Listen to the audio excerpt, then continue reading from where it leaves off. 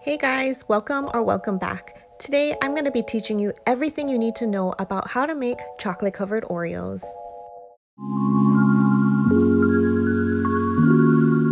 To make these chocolate covered Oreos, I have my little cookie mold here. I've used this in many other videos. I highly recommend this silicone mold. It is so easy to work with, and I found this on Amazon. This one fits perfectly for Oreo cookies, which are probably the most common cookie people use to cover in chocolate. When I do make this, I always like to put a tray underneath or some kind of plate so that I can transfer this into the refrigerator if needing. Also, this tray I just got at the dollar store. I got a few of them, so very inexpensive and useful for many types of chocolate covered projects. Before I start the project, I wanted to introduce the different types of chocolate that I use. I wanted to show you guys the different chocolates I use for all the treats that I make. Nestle Toll House milk chocolate is probably my favorite milk chocolate that I use for chocolate covered Oreos or chocolate covered gummy bears. The semi-sweet from Kirkland, these chocolate chips obviously are not as sweet. I like them for baking, like for cookies. As for like chocolate covered Oreos, I really like using Wilton's candy melts. I literally bought the whole box because they run out so fast at Walmart. They come pre-colored. I got a few different colors for Easter. And then I always like to get stocked up with white candy melts so that I can color them to whatever color I want. Obviously, the quality of this chocolate isn't as great as real chocolate, but it does its job and it melts super easy and it comes out nice and smooth for whatever you're dipping. Very easy to work with.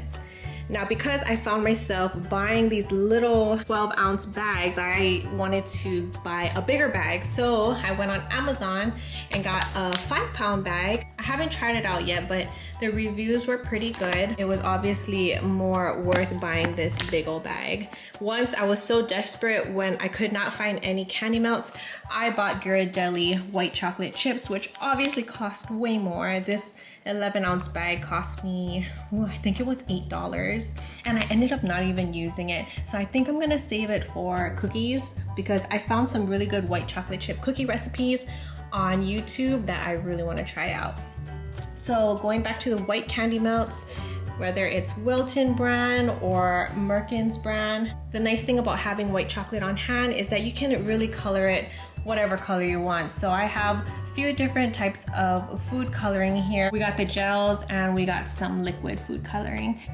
For the Easter chocolate covered Oreos, I wanted it to have a very white base. So I'm using this bright white Wilton candy melts, which are just vanilla flavored. I'm gonna use this to cover the Oreos, and then I will use other colors to decorate it with. I have my white chocolate nicely melted. I'm gonna pour them into each of the cavities, and then I'm just gonna be plopping in an Oreo.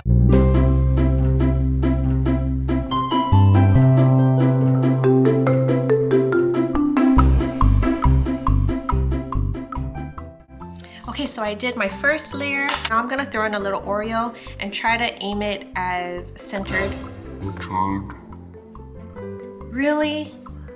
Well, at least it landed in there perfectly. Oh geez. Okay, sorry, this cookie is gonna be kind of weird. But that one is in. Okay.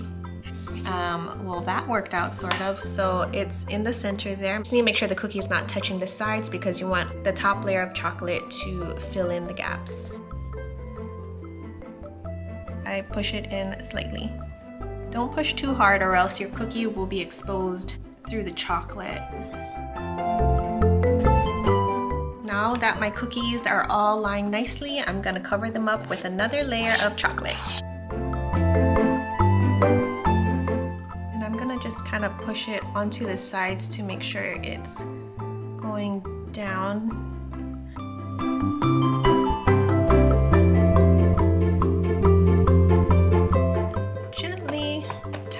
Making sure it is going on the side of the cookie. Air bubbles. Oh, there, that one's gonna pop. See it? It just popped. That's good. You know that the chocolate is traveling towards the side, so tapping it is really important. You don't want any spots of missing chocolate.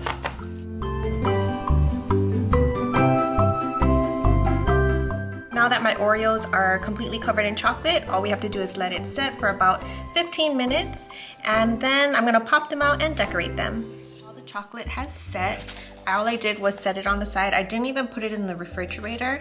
One tip is if you're going to be adding any decoration or chocolate on top of already hardened chocolate, you want to refrain from putting the chocolate into the refrigerator because it'll sweat from the condensation, and that sweat will be the barrier that won't allow any other decorations to stick onto your chocolate. So keeping it out at room temperature is best. I'm gonna show you how to pop these out. They're super easy and very satisfying. As you can see, since it's silicone, it does not stick. You pull the sides and you can quickly see the gap, and all you need to do is push the bottom part with your other fingers and it pops right out. Tell me that's not satisfying. But really, can't get more perfect than that. It's best to handle it with gloves and work quickly because your body heat will melt the chocolate and leave fingerprints, and we don't want that, especially if you're making it for somebody else. So wear gloves when you're handling this.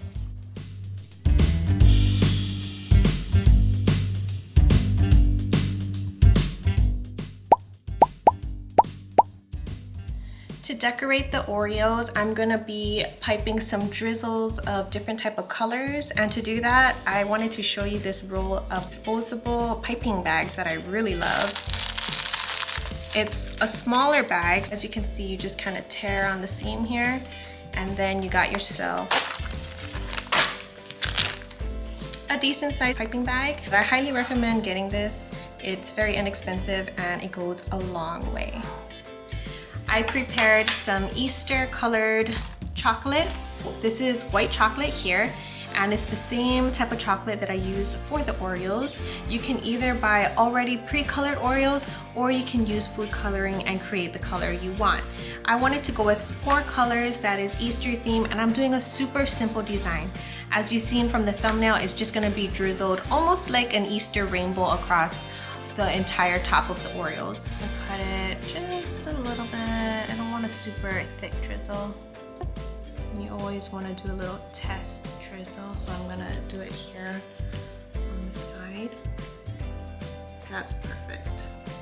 Okay, so I'm just gonna go right across.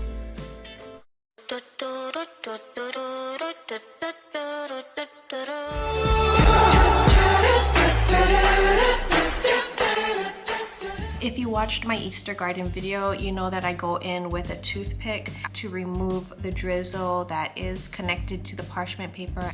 This part is optional. I like doing it because it decreases the chance of the drizzled chocolate to break off of the Oreo.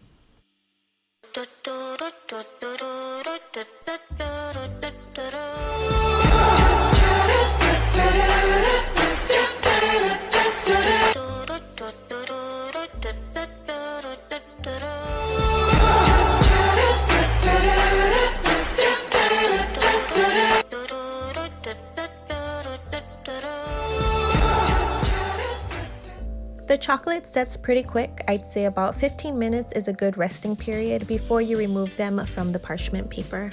Since I did the toothpick method, the cookie releases effortlessly.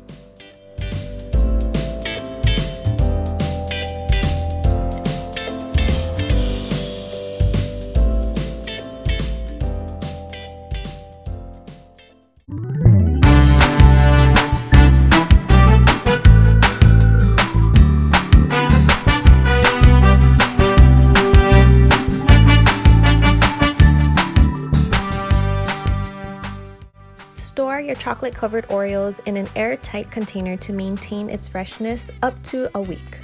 Thank you so much for watching. I look forward to inspiring you in future videos.